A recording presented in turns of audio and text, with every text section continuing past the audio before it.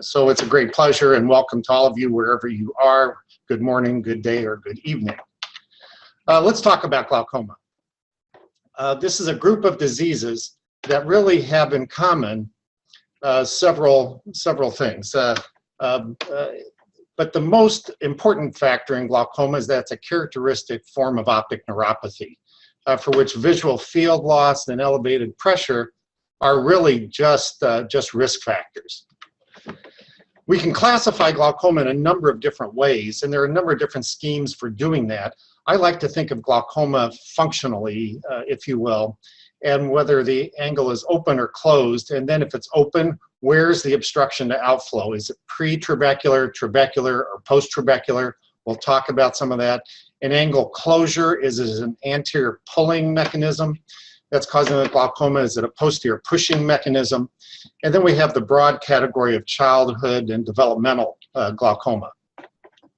This is a very busy slide, and I apologize for that, but this goes through in a very quick fashion some of these functional classifications of glaucoma and what falls under it. So what would be a pre-trabecular type of open-angle glaucoma? Well, it would be something like a fibrovascular membrane over the angle, endothelialization over the angle, fibrous ingrowth, inflammatory debris is common in uveitic glaucoma, for example. Trabecular is our more typical open-angle glaucoma, whether it's an early onset or juvenile, but it can also be blockage of the meshwork, but for a number of reasons. Steroid-induced glaucoma would fall into this. Post-trabecular is generally something that affects the canal, or more commonly the episcleral venous pressure, and there's a number of things that can contribute to that. In angle closure glaucoma, an anterior pulling mechanism is contraction of membranes, would be a classic example. Posterior pushing is pupillary block, or even a non-pupillary block angle closure, such as we might see when there's ciliary body rotation anteriorly in plateau iris. And then there's the whole category of developmental. So I encourage you to think of glaucoma, and when you see a glaucoma patient, think of the mechanism that's contributing in that patient. We also know that there's a number of genetic predispositions and factors and genes that have been associated with glaucoma, and I'm not going to go through this in any significant detail. But leave it to say that there are now dozens and dozens of genes that have been found associated with glaucoma and various forms of glaucoma. All of these genes put together, however, still only count for a small percentage of the entire glaucoma population. So we are beginning to open the door on the genetic influences for glaucoma, but we have a long way to go to really understand the causes of glaucoma genetically. And it also appears that there may be multiple genes involved in glaucoma in any one individual, or in conveying the severity, susceptibility, the risk of progression even for glaucoma in a given individual. So let's talk about primary open-angle glaucoma. And in primary open-angle glaucoma, I include the entire spectrum, beginning with normal pressure glaucoma, if you will, low-tension glaucoma, through juvenile onset, if you will, relatively early onset, but not congenital, through the more typical, what we see, adult open-angle glaucoma. Again, it's that characteristic optic neuropathy, which is most typical. Elevated intraocular pressure is but a risk factor. And the anterior chamber angle appears open, of course, but and we don't see anything that might contribute to a secondary elevation of the intraocular pressure. In the US and Western world, this is our most common form of glaucoma. In other areas of the world, angle closure may be. And also other areas of the world and regions, normal pressure end of the spectrum of primary open-angle glaucoma may be more common than the higher pressure end of the spectrum. It does account for a lot of disability. The incidence certainly increases with age. It's a major cause of blindness in this country and others. We know that in different populations, such as African Americans, it is more frequent, more refractory, results in damage at earlier ages, and higher rates of blindness. And there can be a lot of discussion. There's a lot of literature about why some of this is, including access to health care and so forth. We know that elevated intraocular pressure is a risk factor, but we also know that the majority of individuals who have elevated intraocular pressure do not develop glaucoma. And conversely, we know that a significant percentage of individuals, again, depending upon the population, who develop open-angle glaucoma never have elevated pressure or have relatively low pressures. As we age, it's more common. Again, the issues with African American, Hispanic, and other populations are more at risk. And family history is a significant risk factor. There's about a five-fold increased risk where there are first-degree relatives. We know that there's other possible factors that might contribute to glaucoma: myopia, diabetes, and we talked about cardiovascular disease. A number of risk factors have been identified around vascular issues of migraine, vasospasm, systemic hypertension, hypotension, perfusion pressure. But intraocular pressure is the one risk factor that we can most easily, and obviously that we direct our treatment at, as that is the most easily modifiable risk factor and the one that we know best today, even if the pressure is not elevated to start with. We know this disease has an insidious onset that is slowly progressive, painless, and often asymptomatic, which is one of the problems. That's why it's often called the sneak thief of sight, until central vision is really affected. It is bilateral, but can be very asymmetric. We also know that the risk of developing glaucoma, and a number of questions that were submitted beforehand were directed at the normal pressure glaucoma spectrum. And we know that there's a certain risk that if the pressure is high, and if we use 21 as an arbitrary cutoff, and that is very arbitrary, that a small percentage of those individuals per year will develop glaucoma. And that there's a certain amount of risk for ocular hypertension. But again, depending upon the studies we look at, 20, 30% or more of glaucoma patients will not have consistently elevated pressure. However, we also know that lowering pressure in that situation is still a benefit for the majority of those individuals. When we discuss aqueous humor outflow, this is the classic diagram, or one similar to it, that help us understand what we are looking at when we talk about glaucoma, and also has important implications for how we look at our therapeutic options, which we're not going to spend a lot of time on today. Today we're focusing more on the diagnosis and clinical examination. But we know that aqueous is produced in the ciliary body. Some of it never makes it out of the ciliary body, or there's backflow through the tissue. The majority of it will enter the posterior chamber behind the iris, and then into the anterior chamber, and then exit the eye through the trabecular meshwork, or what we call the uveoscleral outflow pathway. And there is resistance at various portions of that outflow pathway, primarily at the trabecular meshwork. That's our most pressure sensitive area to the aqueous outflow. We know that there's a skew, and this is from the American population. This also can differ greatly in other populations. But the most important factor from this diagram is that individuals who have some elevated pressure and glaucomatous visual field loss, we can see that the visual field loss across the spectrum here can occur at any pressure, even really low pressures, very high pressures. The most common area where we see patients who have glaucomatous visual field loss is not at markedly elevated pressures in our population, but more in the mid-20s. Of course, in different populations, this can be quite different. When we measure pressure, we want to make sure that we're doing so accurately. The most common way is with applanation tonometry, but there are a number of other methodologies that have been validated, but also which have factors that can cause artifact.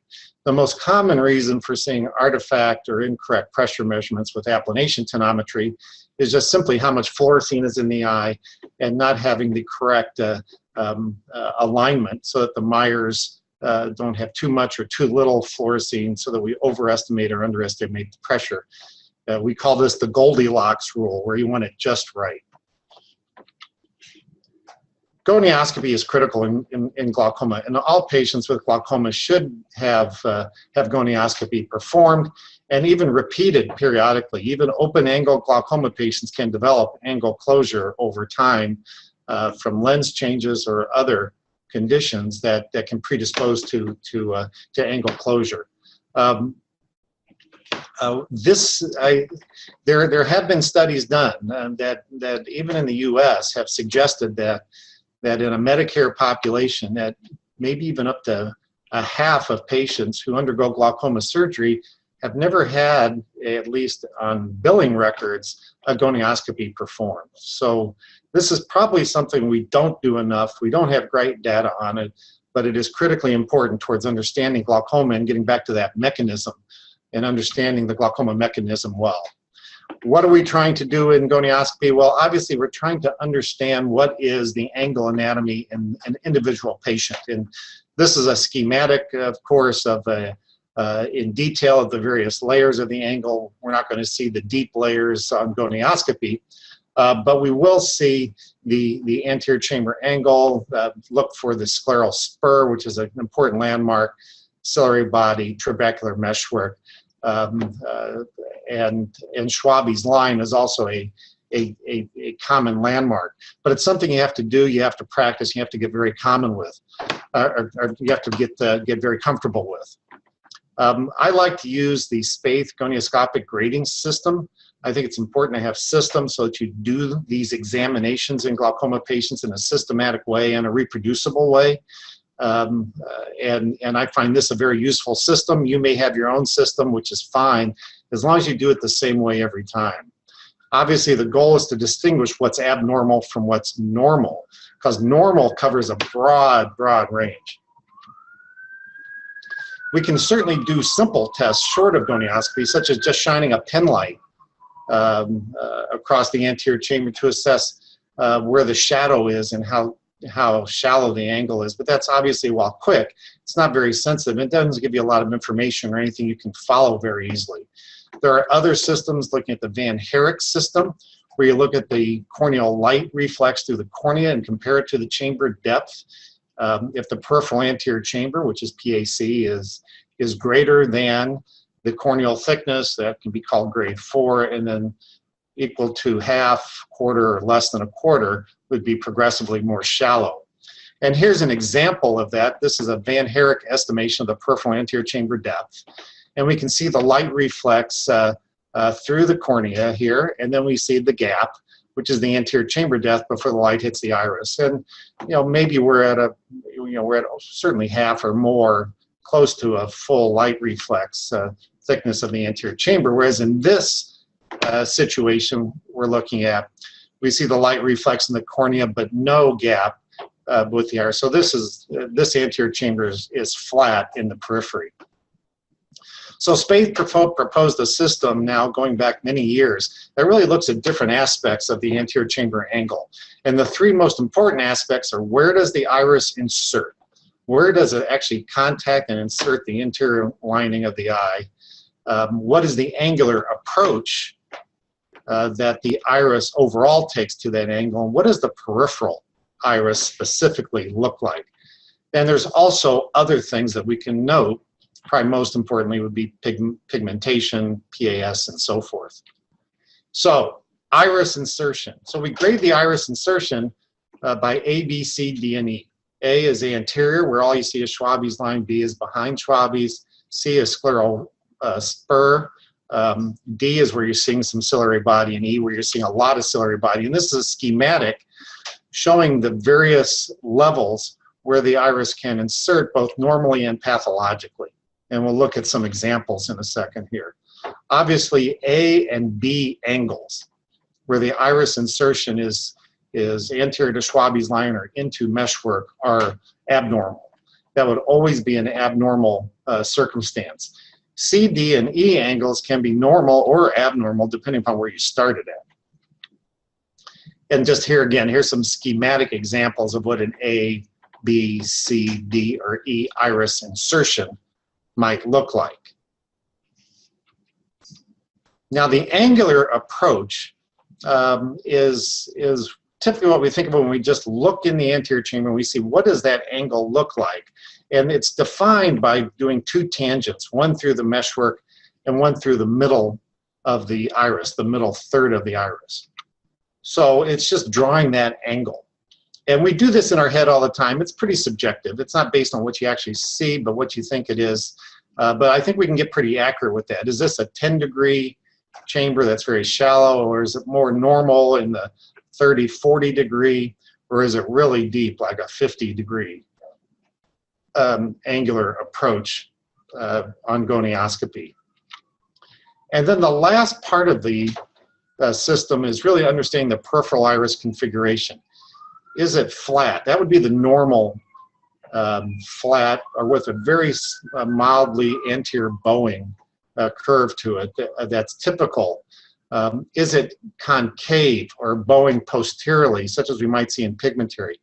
Is it bowed anteriorly, like we might see with pupillary block?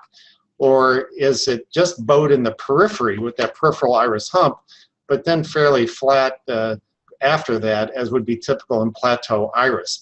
You can miss these various nuances of the angle and misdiagnose someone, particularly with angle closure.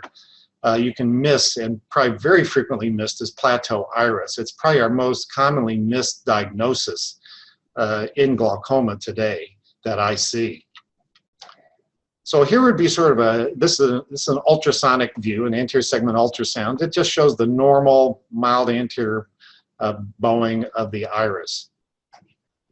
We can also do indentation gonioscopy as part of the system, because the angle, while it may look like the iris is inserting anteriorly, it may not be scarred in. There may not be synechia where it's permanently stuck there. It may just be optically closed. So what we do with that is the optical insertion, where what it looks like without depression, we put in parentheses, because that's not the real insertion, it's just what it looks like. The actual would be put afterwards. So I'll show you some examples of that. So here's an angle where it first looked completely closed. And then we push on it, do indentation gonioscopy, and we see part of it stays closed as A, and part of it we start to see the meshwork, that's B. So we can distinguish what areas of the angle are open or closed. And in this case, where it's B, we would put the A if we were writing this down in parentheses, but the real insertion is B. This is another gonioscopic picture of similar findings where the angle looked completely closed and looked to be A all the way around, but when we pushed and indented and pushed the peripheral iris back, part of the angle opens up. And here's another example, similarly, where the angle was completely closed. We apply some indentation gonioscopy technique and it opens up. And then pigmentation can be graded and the amount of iris bowing can be graded. Here's just a couple more ultrasound biomicroscopy examples. If you look at this angle, if you just look at the anterior chamber portion of it, it looks rather deep centrally away from the angle, but as you get closer to the angle, it looks like it's not so deep, and that maybe the angle is sort of hidden in that recess. So if you were looking at this with gonioscopy, you wouldn't see any of the angle details. This is actually a case of plateau iris. A peripheral iridectomy was performed, and the angle didn't really change. It stayed very narrow. But if we do peripheral iridoplasty in an eye such as this and thin out the iris peripherally and get rid of that hump that's out there that's caused by the ciliary body behind it being anteriorly rotated and forward, we can then open up the angle. So appreciating that plateau iris configuration really is important towards doing the proper treatment and considering iridoplasty. This is just a gonioscopic view of an eye that has pigmentary glaucoma. The angle is wide open, and we see that dense pigment band in the trabecular meshwork. This is an eye that's had trauma with angle recession. We see ciliary body, and then there's even more behind it, so there's a deep ciliary body insertion. Switching gears now to the optic nerve. As we said, what really defines glaucoma, and this ties into our diagnosis and decision-making processes more than anything else, or should. You know, I was asked to give a talk once at our Fellow Society for the Spaeth Fellow Society, and I decided to have the title of, if glaucoma is an optic neuropathy, why is the optic nerve so unimportant? Because we tend to ignore the optic nerve a lot and look and rely more on our visual fields or just the pressure, when really what defines glaucoma is the optic nerve, and we need to look at it, examine it, and understand it. And we know that glaucoma is this progressive damage to retinal ganglion cells and their axons. And it's that progression. We can have a lot of eyes that we might consider having funny looking nerves, or they might look suspicious for glaucoma. And we can't really tell from their visual field. Maybe their pressures are okay, so they're a glaucoma suspect. How do we determine if that's a patient who we should be treating? The most important way is something will change over time, it will progress. What comes first, structural damage or functional damage? There's a lot of debate over this in the literature, and it's really limited by what our tools are for measuring. We have we know that we can detect retinal nerve fiber layer damage even before typical white-on-white visual field defects by certain psychophysical tests, such as frequency doubling perimetry, or short wavelength automated perimetry, SWAP, the blue-yellow perimetry. But we don't use those tests commonly because there are a lot of false positives. So, but we think that functional change should happen first. The problem is our tests are not very sensitive in early disease. So what we often rely on, and what's important, is looking for the optic nerve changes. Here's an eye that has glaucoma in a patient, and this was actually significant coupling that patient with a normal visual field over time. But that same patient looked abnormal on SWAP and FDT.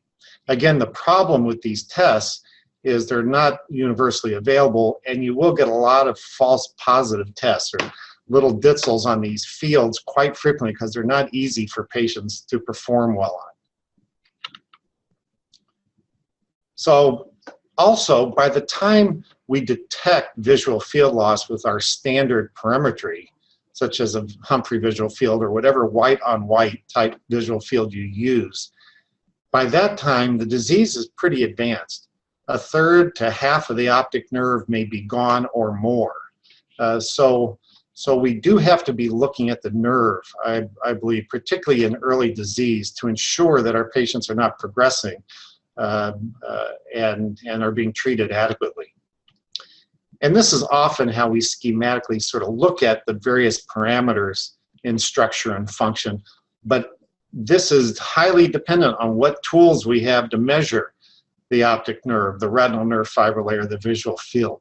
And as our technology improves, these curves shift over time, and as they should.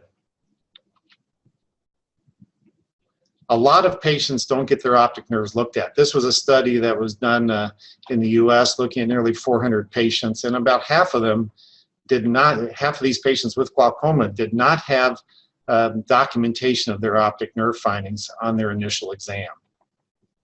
So what do we look at? We're going to march through the cardinal signs of glaucomatous optic neuropathy.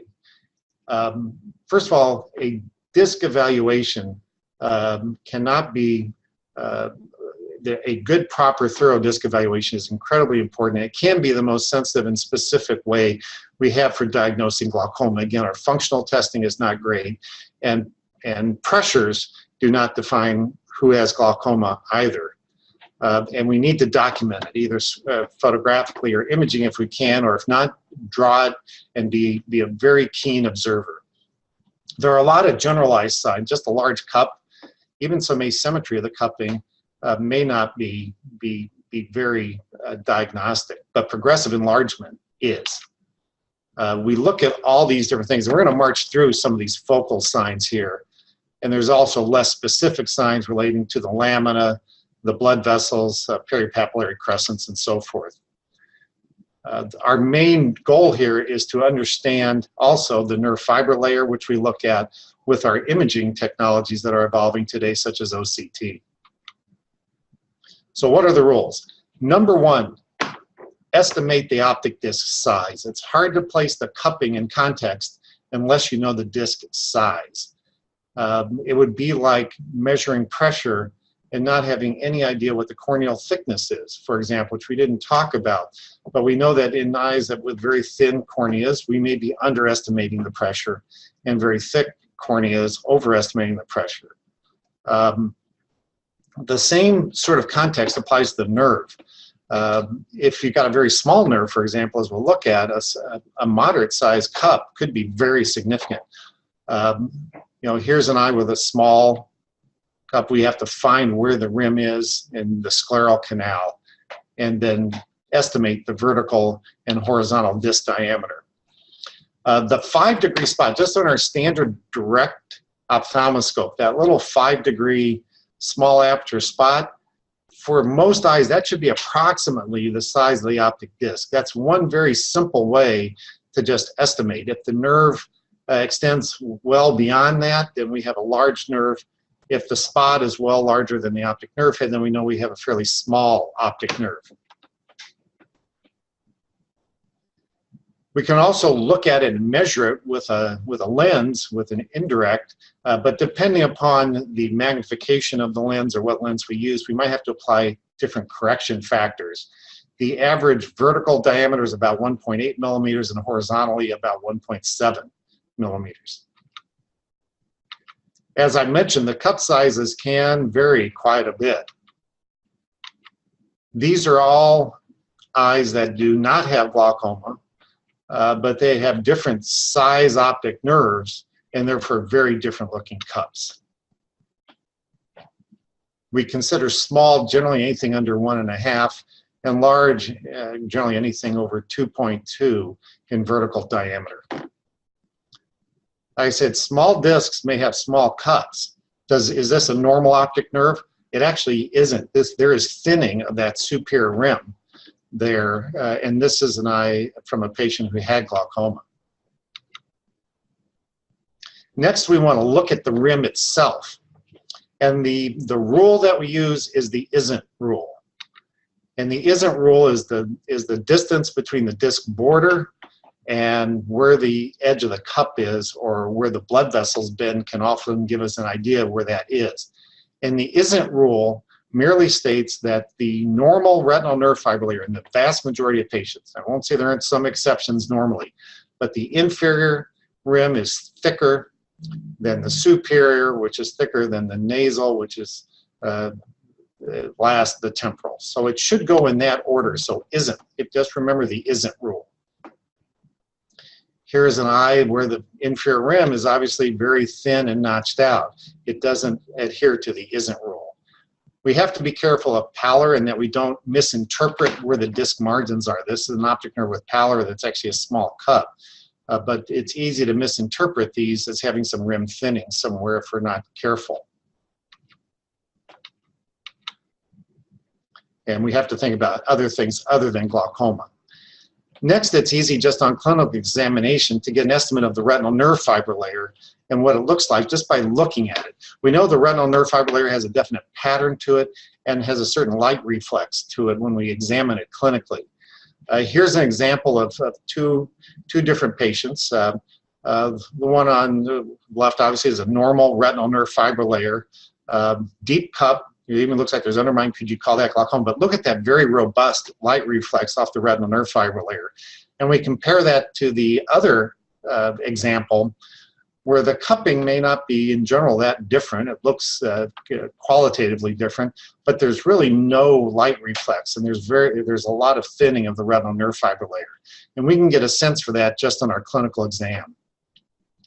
Again, other examples of that, and where we can even see localized areas of loss of retinal nerve fiber layer or striations and gaps in the nerve fiber layer. And this can be appreciated clinically. And many of our eyes with glaucoma also have peripapillary atrophy. And there's two zones here. There's what's typically called the alpha and and beta zone. And it's that beta zone, which is more adjacent to the optic nerve, where there's atrophy of the RP and choriocapillaris, that is more commonly associated with glaucoma. This is not a typical myopic crescent, and this can progress over time, and it often is greatest in the area of greatest rim thinning in the optic nerve. So you can get a hint as to whether or not this may be a glaucomatous optic nerve by looking for this parapapillary atrophy.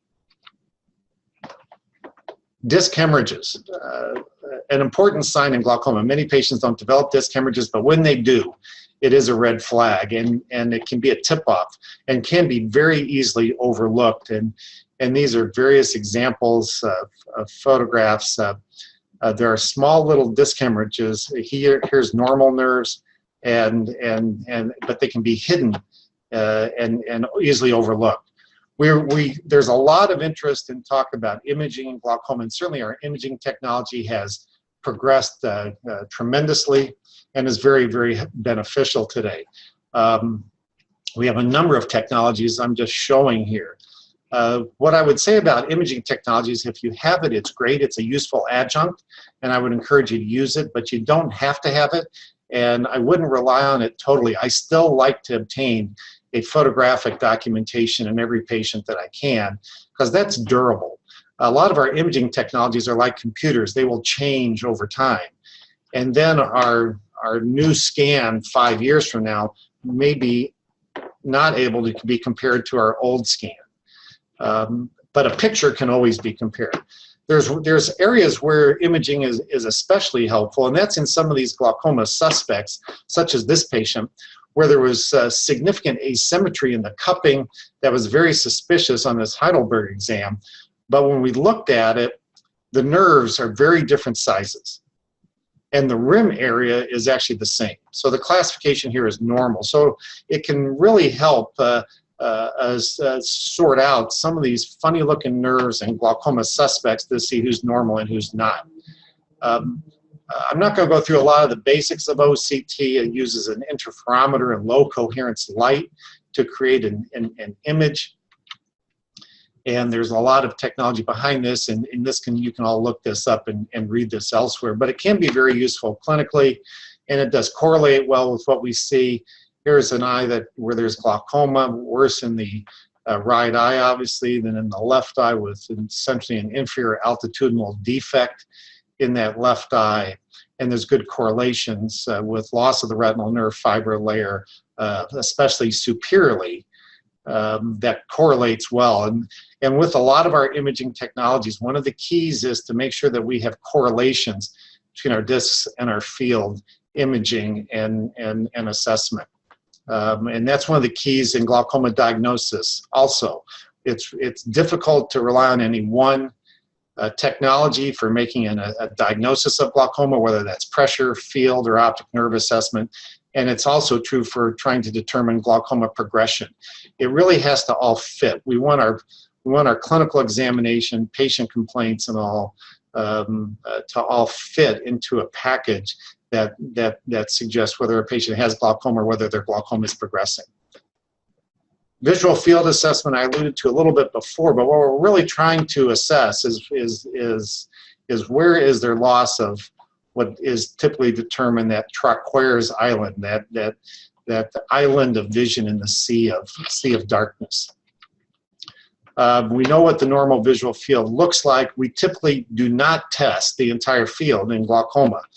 We've learned to hone down to where most of the glaucoma visual field defects develop. Some of them will develop outside our standard central 24 or 30 degree visual fields that we typically perform. But in order to test the full field, it would take too long, and the variability in the peripheral field is high. So while we're going to miss maybe some early visual field defects that may occur out at 50 degrees, we can't detect those reliably anyway with our current technology. So we go for where the real payoff is, and that's in that more central 24 to 30 degree field. Typically we do a 24-2 test for visual field assessment that still goes out 30 degrees nasally, but doesn't test as much in the other areas of the field. The goals are perimetry, again, to identify what's abnormal and to monitor for progression.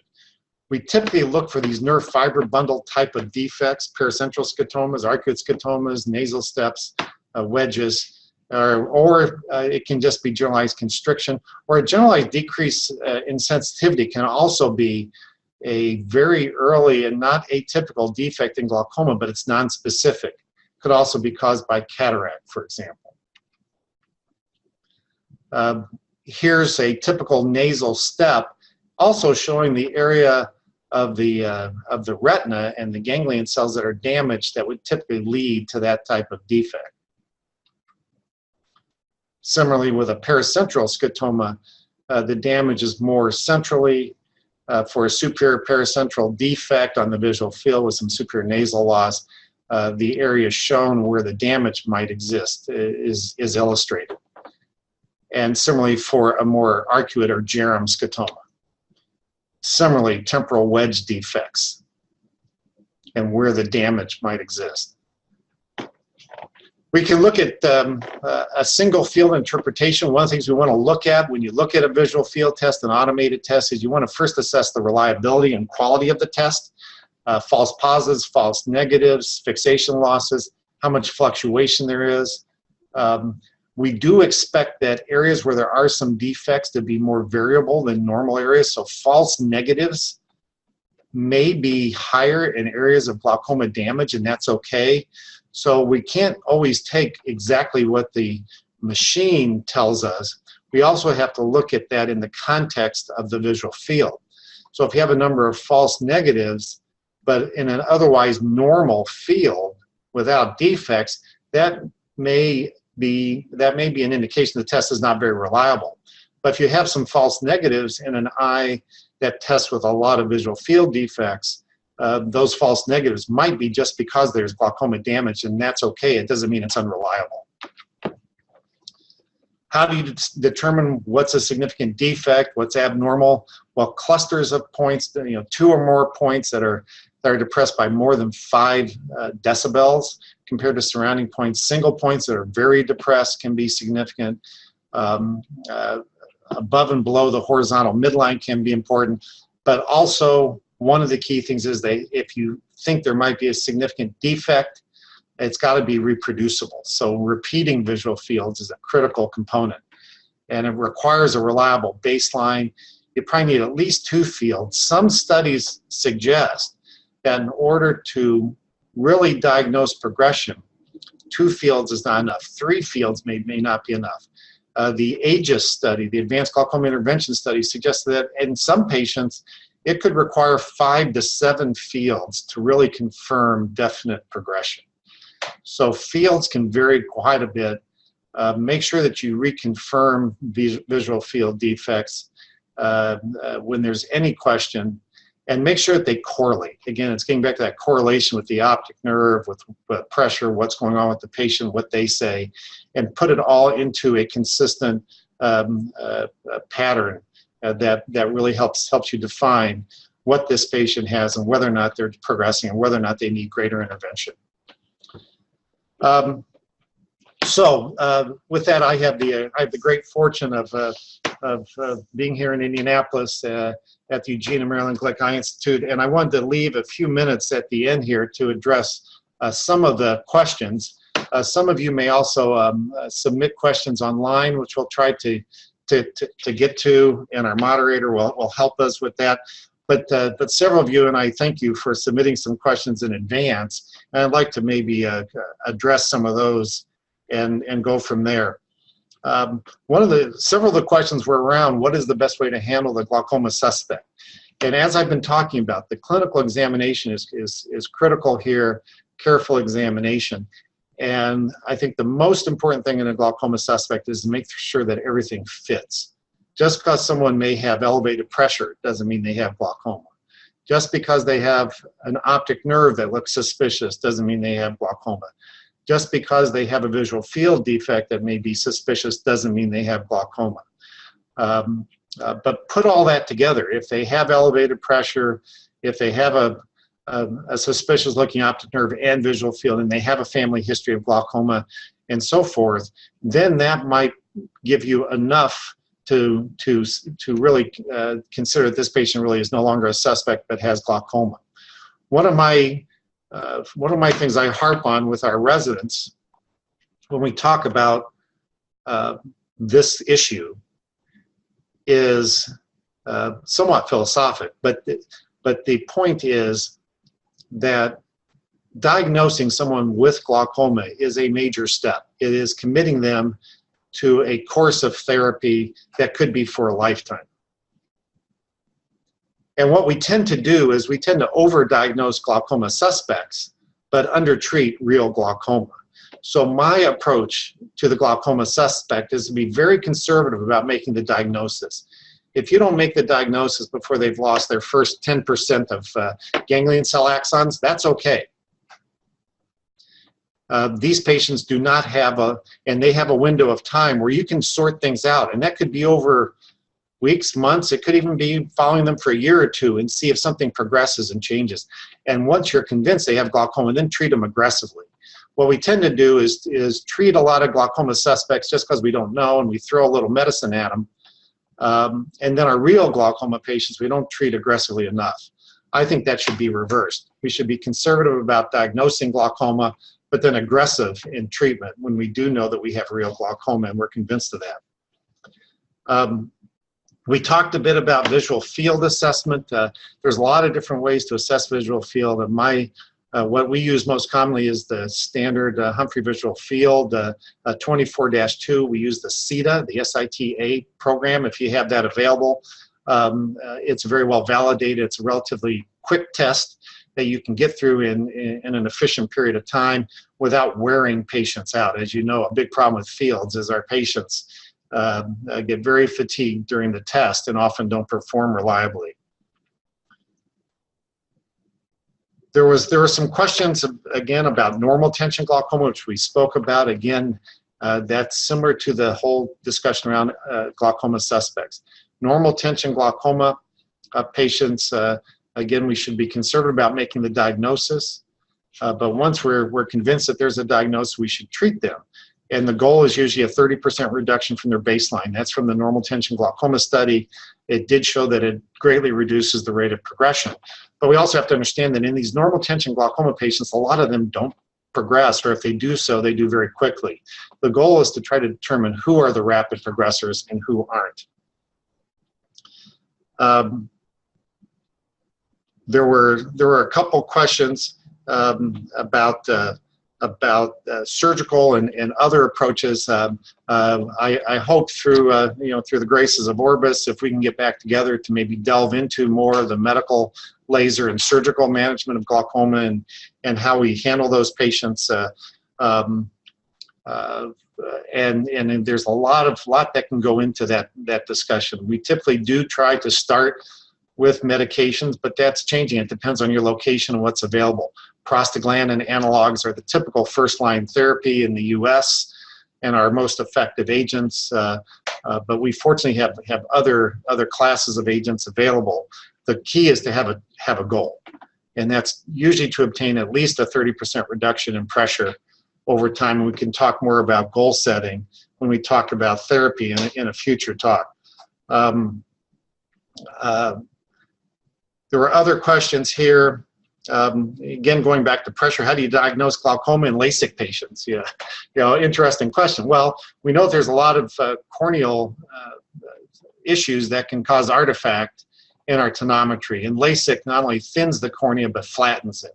So we know that after refractive surgery, the pressure is going to read lower than what it truly is. There is no good algorithm for correcting for that. Probably the best way to do that, if it's at all feasible, is to have several pressure checks on a patient before they had their refractive surgery, and then hopefully they have some pressure checks afterwards, and we can see what the difference is and maybe add that back so it's individualized.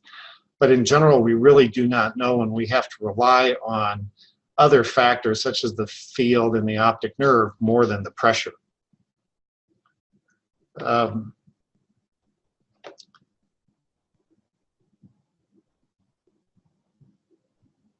There was a question about neuroprotective approaches in glaucoma. There's a lot of excitement in this area, but it still looks like that's a ways off. But there are things that we can take into account, such as in the what we call vasoprotective and neuroprotective world. That again, I hope that we can get to in the future. So in our last couple minutes here, I just want to look and see if there are any questions online that that were proposed. I'm just checking out here to see what questions we might have. There was a question I see here about IOP phasing procedure. I'm not sure exactly what that is. Is this still relevant? I think the most important thing about IOP is to get multiple measurements to try to get it, to also try to assess the pressure at different time points, and to have different assessments of the pressure over time and during the day if you're unsure, because patients may have their, they may look low tension when you check them, but if you check them always at 10 a.m. and don't check them any at 3 or 4 p.m. in the afternoon, you may get a very different sense of that patient. So I think it is important with patients to really assess their pressure at different time points during the day. There was a question about what test to start with if there's a suspicious disc with abnormal visual, within normal IOP. And again, the key to the suspicious disc in glaucoma suspect is correlation. What else is going? If a patient only has a suspicious disc that has a normal field, normal IOP, no other risk factors, no family history, for example, we're generally very comfortable following that patient to look and see if there is any progression over time.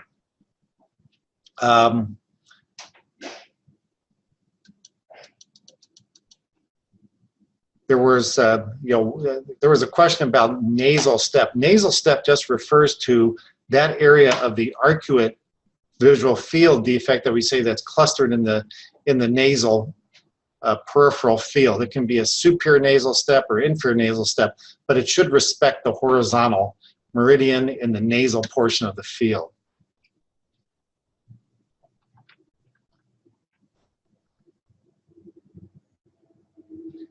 Again, there was a question about central corneal thickness to correct IOP, and again, I don't think that any of the conversion tables that I've seen have been validated and are accurate, because there's more to it. There's more to the cornea than just the thickness. Corneas with very similar thickness can have different degrees of stiffness based on their collagen makeup and how they are. You know, some of us have thick hair, thin hair, some have thick skin, some have thinner skin. We're all built a little bit different. So it's not just the corneal thickness, but it's how rigid is an individual's cornea to begin with. So although we can say is that if someone's cornea is significantly thinner, and by thinner in the ocular hypertension study, we're talking about less than 550. But we generally sort of break it into those that are in the low 500s, maybe under 500, those that are in the mid 500s, and those that are above, close to 600 or above. And although we need to do, I think, and the best we can do in those patients without locking ourselves in is saying that we know that, if your cornea is 620, that your pressure's probably significantly lower than what we're measuring. We don't know how much. Is it 2, 3, or 4 points, and does that really matter? We don't know, but we just want to think of them as that. Likewise, if they have a very thin cornea, let's say someone has a cornea of 490, and we're getting pressures of 16, and we might have said our target was 16 for their pressure, but they're really not 16. They're probably running several points higher than that. How much higher, we don't know. Again, 2, 3, 4 points higher, maybe, yes. So we have to think about our target pressure differently when someone has a very thin versus a very thick cornea. Yeah, there's a question about what how much of the nerve fiber layer can be damaged before it's evident on OCT, and that's a great question, and I don't think it's very well known. There haven't been great cadaver studies done and others, in patients who have defects. We know that in the optic nerve from studies that were done at Johns Hopkins and by Quigley and colleagues, that maybe 30 to 50% of the optic nerve could be lost before anything shows up on visual field testing. We suspect that there can be significant thinning of the nerve fiber layer before it shows up in our standard OCT or other imaging technologies.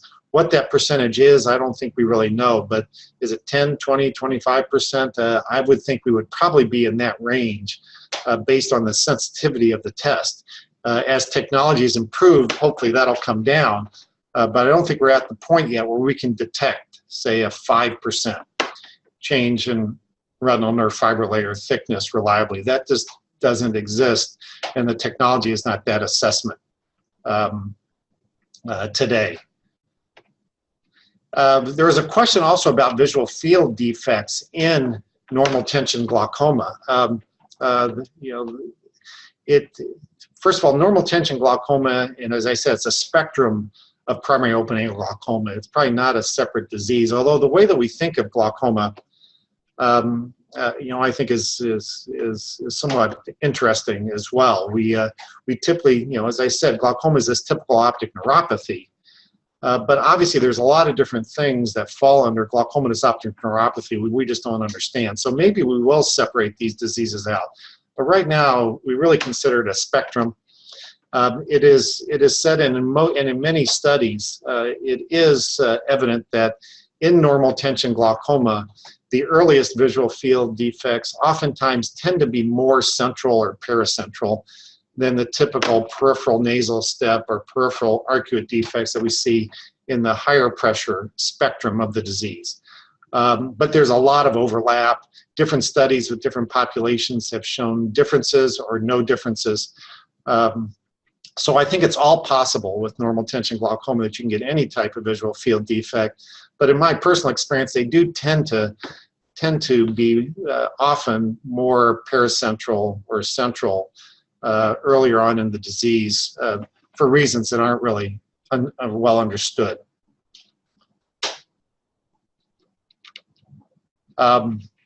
There's more questions, and I'm glad. There are a lot of questions about corneal thickness, so I think we've addressed that and the biomechanics.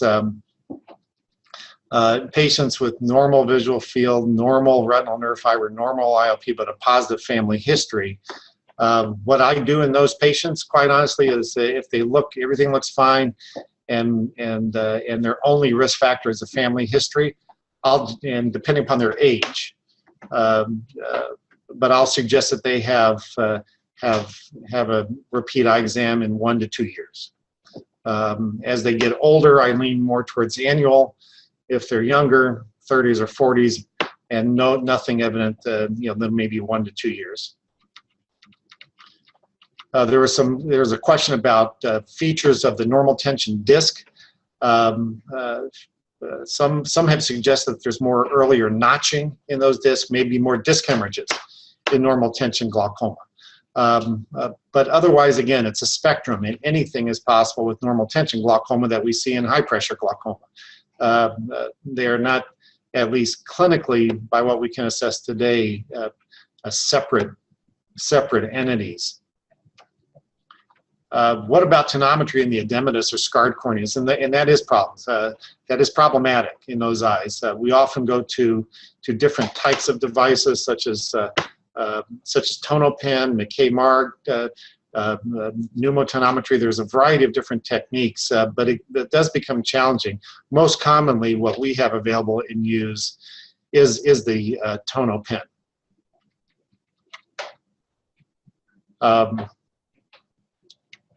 Looking at the questions here, OCT or HRT, which one is better? Quite honestly, they're both very good.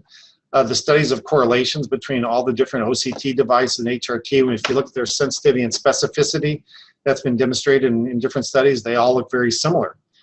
So I don't think we have to be, at least this point, locked in any perfect technology out there, because the technology is still evolving. As I said, I think of these technologies as technology. So how long do you keep your computer for? How long is it good for? well, 4 or 5 years, maybe 6 if you're lucky, and then you often have to replace it. We are getting towards the end of our time. I see it's 10 o'clock, and in respect for everyone's time, and sorry if I cannot get to all the questions, but I want to thank all of you for being on the call. I hope this was useful for you. We look forward to your feedback, and I look forward to having the opportunity to delve further into glaucoma, particularly on the treatment side, and having discussions about goal setting and how we might achieve that in different types of glaucoma with medical laser surgical therapy. Thank you all very much, and hope you have a great day, or I know for some of you it's early morning, and I apologize, but thank you very much for being on the call. Thank you.